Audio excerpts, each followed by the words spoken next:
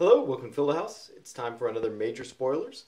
And as you might remember from my previous one, Major Spoilers is where I'm going to talk about a medium, review something, but with a regard to the concept that you've probably already seen it. So there's going to be spoilers, and we're going to delve a little more deeply than I might in some of my other things like quick summer reviews. So without further ado, Major Spoilers, and this one's going to be for Star Wars The Force Awakens. Now, I think it's pretty safe to assume that you've seen this at this point because it's been out for a while. In fact, I'm making this video just in time for it to come out on Blu-ray and DVD. I'm glad, in retrospect, it wasn't done on purpose, but that I waited this long to talk about it. Because frankly, if I had talked about The Force Awakens right after I left the movie theater, I would be saying different things than I'm saying right now. Not because my opinion on the movie has changed, but because what's relevant about the movie has actually changed. So for instance, first out of the theater, I would have just commented on how I liked the movie. The movie did a good job. It did what it was supposed to do. It made me more interested in seeing the subsequent Star Wars films. It entertained me while I was watching it. Things of that nature. Now, obviously, since then, if you're watching this, I'm assuming you've watched it, you've probably read certain reviews, since I have, and watched certain reviews.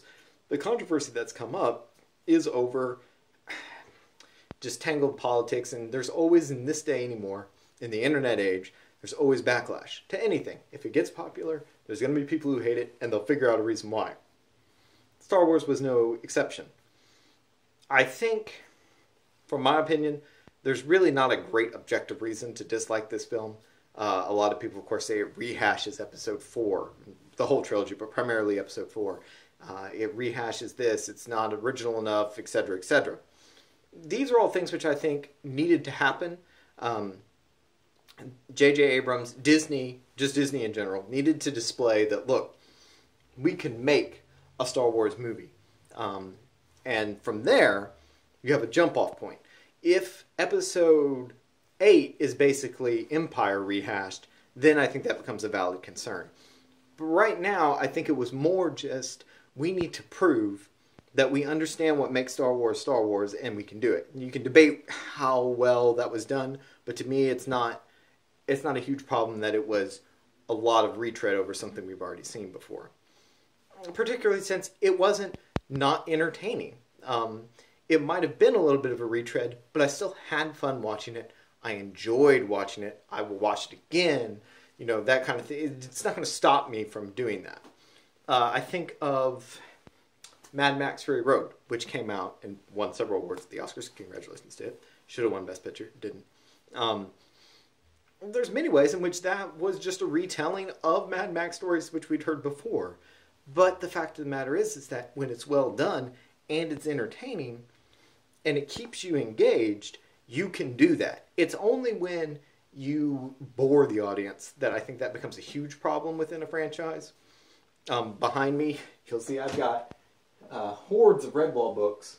Of course, Jake's only had, 6 plots that he just recycled over and over. But it was always entertaining. It was always good, so it always kept you coming back. Now, the big issue, though, that I want to talk about, I'm going to, from this point, focus in on, it's going to be really the thrust of this major spoiler, is the criticism primarily that's leveled at 2 characters, but primarily one. Kylo Ren and Rey, who, of course, are, in many ways, you can definitely tell they set up the conflict, and the interchange between those 2 characters is going to be the basis and the fabric that makes up this trilogy, this section of the trilogy. Which is good. I think that you start planting the seeds of that now. But so Kylo, of course, has received some criticism, though it seems to have slacked off. But in that first wave of criticism, people are like, man, he's such a pansy, blah, blah, blah. These are all objectively stupid things to say when the movie is looked at with any modicum of rationality. People are like, oh, he's a whiny crap. Well, guess what? He's a Sith. He's a dark Force user. And one of the things that I liked, that I think this displayed, that you don't really see much, is the Sith are about not being controlled, just being ruled by your emotions and blah, blah, blah. And that looks cool when you see little snippets of it. But when we actually have a developed Sith Dark Force character who's like, yeah, being controlled by your emotions means sometimes you throw, tantrums and wreck up monitor screens and stuff because you have no restraint on yourself. And that's what makes you powerful, but it also clearly doesn't make you cool and likable on one level. So I actually really enjoyed Kylo's character in that sense. And in many ways, he's the character who in episode 8, I'm most interested to see what happens. Because him and Finn, I would argue, are the two characters who have the biggest potential for further character change and growth, who have problems to overcome, be they going further down a dark side, be it, becoming a hero that you want to be, those kinds of things. Those are the two characters who I think actually have the greatest potential to draw me in and keep me interested in episode 8. Which brings me to the other character who gets criticized a lot right now, and that's Rey. Rey has been accused of being a Mary Sue, of course, by many outlets. For those of you who are watching this who don't know what that phrase might mean, it originally was a fan fiction term. At least that's where I first ran across it. I will admit I was in those circles for a while. And it basically is a character who starts from nothing, and there's a lot of detail to it, but primarily what I would say what encapsulates it is a character who has no real disadvantage whatsoever. To put it in an RPG sense, there's no disadvantages. It's all advantages. Maybe, and there's generally one or two superficial ones, which generally are always is really clumsy or is socially awkward. But neither of which ever actually present a problem. They're not socially awkward in a way that actually keeps people from liking them, because everyone loves them. At least everyone who's good and on their side loves them. And of course, such a character is generally in fan fiction the author directly putting themselves into the story. As I always took it, Mary Sue does not actually have to indicate a female character. In fact, it often didn't. As the phrase became more mainstream, particularly because of something like Star Wars and the debate going on, that got kind of lost, and people were like, well, why is there a Garrison on? But the phrase was, like I said, any time I used it, it was always, it didn't matter, it was just the word. It's not like it specifically denoted, it distinctly meant designated a female character. So, I guess the question becomes then, is that a justifiable complaint in this instance? Because it apparently really turned a lot of people off to the movie. I would say, on one level, yes it is. Rey obviously is a character who doesn't have any problems whatsoever. She does have a social awkwardness, I think is supposed to be her character flaw. But again, as I aforementioned, her social awkwardness doesn't actually prevent her from engaging in social activity or from, having people like her. When I think of social awkwardness as an actual character flaw, you think of somebody like, we'll go with Riddick from the Pitch Black series. I mean, he doesn't care to get along with you, and he doesn't have any friends because of it.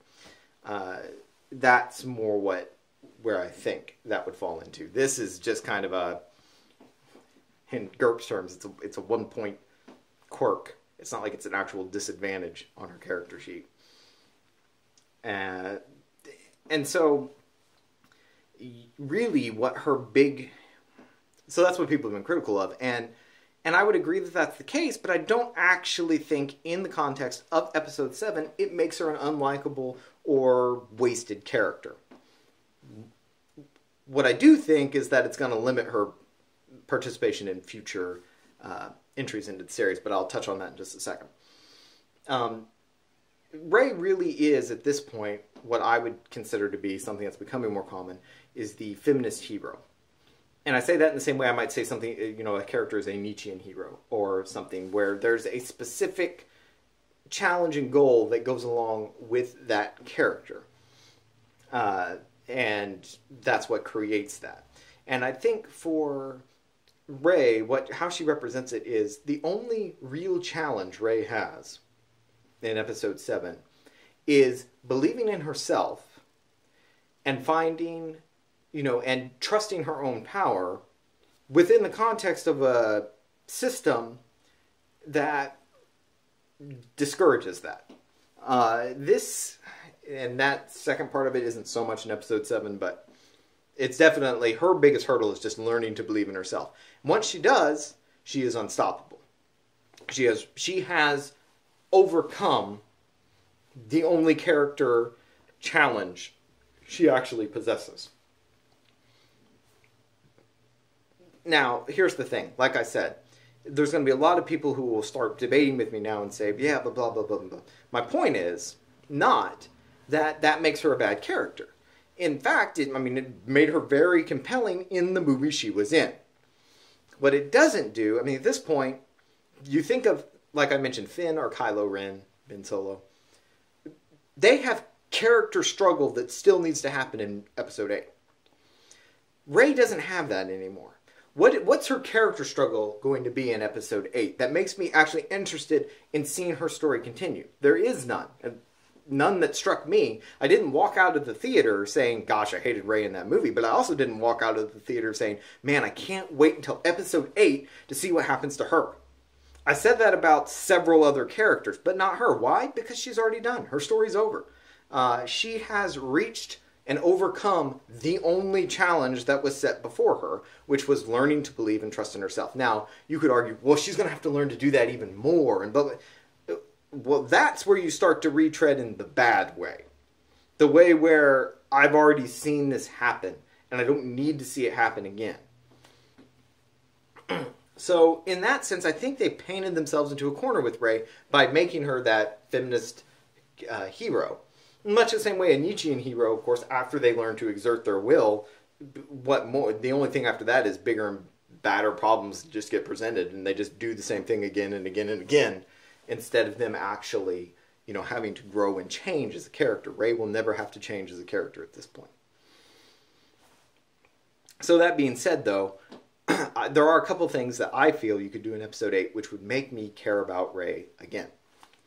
And that would deal with the problems that present in the story. I really see, like I said, I think they've painted themselves into a corner with a very powerful character who, again, that doesn't bother me that happened in episode 7. That really bothers some people, apparently, who are all like, oh, well, now she's all overpowered and blah, blah, blah. Okay, she is, but there's still a couple ways we can deal with that. First way is Dragon Ball Z. And you're all laughing because I relate everything back to Dragon Ball Z. But that's the thing. Star Wars has put itself in a Dragon Ball Z conundrum at this point. I know not all of you out there watching are huge Dragon Ball Z fans, so I'll have to explain real fast. Dragon Ball Z has a character, Goku, who one could argue is the protagonist or main character. Goku is hands down, unequivocally, the strongest character in the Dragon Ball Z universe, and he's a good guy. This, to me, is where Rey is at this point. She's going to unequivocally, particularly after a little training, which she's on an island with Luke, so you know she's about ready to get, she's going to be super strong. How does a Dragon Ball Z story arc go? You probably don't know, so I'll enlighten you. Always happens the same way. Goku is either training someplace, or dead, or both. Point is, you can do that in Dragon Ball Z. Point is, he's out of the picture. He can't be you can't get in contact with him. You can't bring him back. For whatever reason, he's not there. Problem happens. The Z fighters who are left then have to try to deal with that problem until Goku can return and actually solve the problem. So the strategy becomes in the delaying method, and the strategy in the story comes in how do we do that? How do the various characters involved to do that? Interestingly enough, what plays into this, you will rarely see a Dragon Ball fan, a Dragon Ball Z fan. If you're a Dragon Ball fan, you might. But if you're a Dragon Ball Z fan, you'll rarely find a Dragon Ball Z fan who actually says Goku is their favorite character. They'll say Future Trunks. They'll say Vegeta. They'll say Piccolo. No one's going to say Yamcha because Yamcha's worthless. But you'll find other characters people's favorite character. Why? Because Goku has ceased by Dragon Ball Z Season 2. Even in Season 1, that same story arc follows. And Goku has ceased to be a character and is a plot point. Now, he's a likable plot point. You're never going to see anybody who says, I can't stand Goku. That guy is just, a worthless addition to the story. Or keeps the story from progressing in a good way. That's not the case.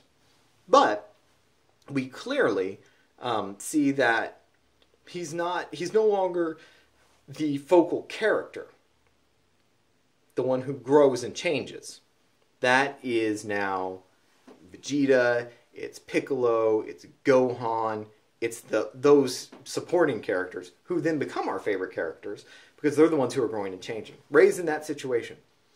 You're going to have to write her out. Not out of the story, but you're going to have to find a way where she's not there to solve the problem, and other people are going to have to do it. And frankly, it's going to make it so that she's not really anybody's favorite character.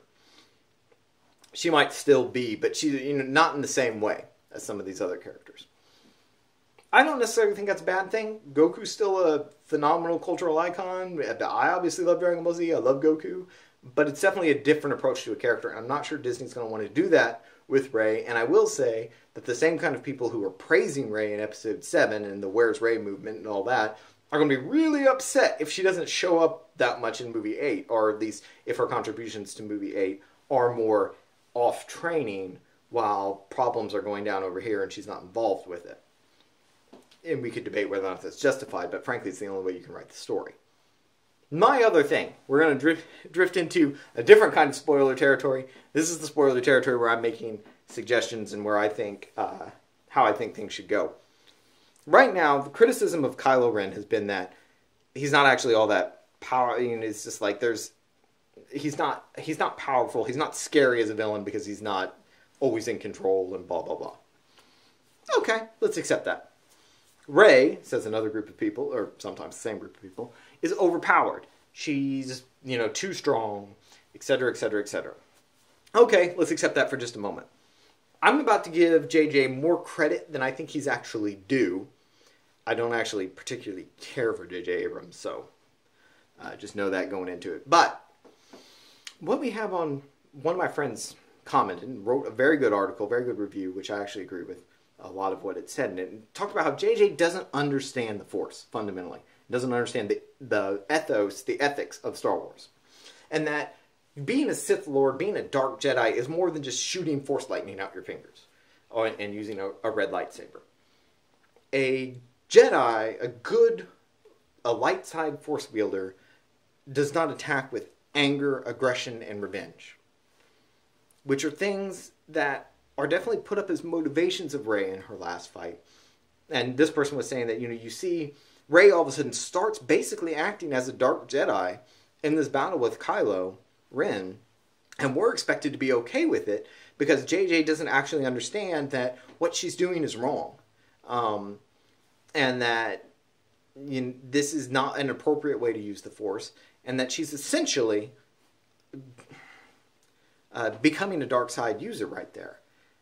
And that it's not intentionally written that way, but that JJ doesn't. And you know what? He's probably right. JJ probably just did that, and it's like we're all supposed to celebrate this woman coming to terms with herself and being kick-ass, and forgetting that this is actually a bad thing that's happening. Like I said, I don't actually think JJ's deserving of this credit, but let's give it to him. Let's say next episode, and this hedges off of another thing, I think that Rey is in fact Han and Leia's daughter. And I can do a whole another video on that if people are interested and comment on it. But let's assume for a moment that she is. Let's just say I've given my argument, you like it, she is.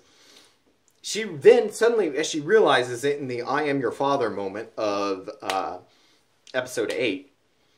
And so Kylo killed not her mentor and friend. I mean, he did that, but actually she finds out he killed her father right in front of her. She loses it. Like, goes off the deep end. And I think this should be done in the context of Kylo being redeemed in Episode 8. Comes back to the good side. He wants forgiveness. He's a broken man. Leia's cool with it. Not cool, obviously. There's deep interpersonal struggle going on there. But that's where, a conflict is. Rey can't handle it. I would like to even see... She write out Leia by having Rey force choke or lightning whatever her, because she can't contain her rage, and she goes full dark side. She doesn't even think of it as dark side. She sees it as revenge. She sees it as justice. She sees it as a righteous rage, and so she's out doing this. So now we have from 7 where we had this kind of what we think is the weaker guy, and this overpowered girl, and now all of a sudden you flip them, and you have the weak one, and all of a sudden the bad one is the strongest Jedi we've ever seen in Star Wars to this point. That's scary. And not only is it scary, but the way, if you wrote it like that, where I think she has this, like I said, not a drive for power per se at the beginning, but a rage for revenge and justice. And this needs to happen. Ben Solo must pay for what he did to my father. That, to me, that's the fall of Darth Vader that we didn't get from Anakin to Darth Vader, that we didn't get in the prequels. And that would really excite me. That's what I would like to see. That won't happen, I'm sure, because the blowback from certain parties on Rey going evil would probably be through the roof. And I don't know if Disney has the kahunas for it. But anyway, that's how I say it. That's what I would like to see. So let me wrap up real fast my major spoiler with some thoughts, some quick thoughts. A, I loved the movie. I felt it did the job it was supposed to do. I was entertained. I wanted to see more Star Wars after having watched it. I wanted to know more about what happened to specific characters after it happened. Rey, I think criticism of Rey in Episode 7 is overblown and just not giving grace to the movie. I do understand if somebody's like, yeah, but they wrote her into a corner and there's nothing they can do with this character for the rest of it, because that is true. Unless they come up with a creative way. I outlined one, which I think was really good, where she falls to the dark side even as Kylo comes to the good side, or the light side. You have attention. You can even, have Episode 9 be a redemption story of Rey coming back, however. But that, I think, would be a phenomenal story hook to bring her back in. Anyway, that was all for this major spoilers. My next one's going to be on Deadpool, which I just recently watched. And I want to be a little more timely because it'll still be out in theater. Thank you very much.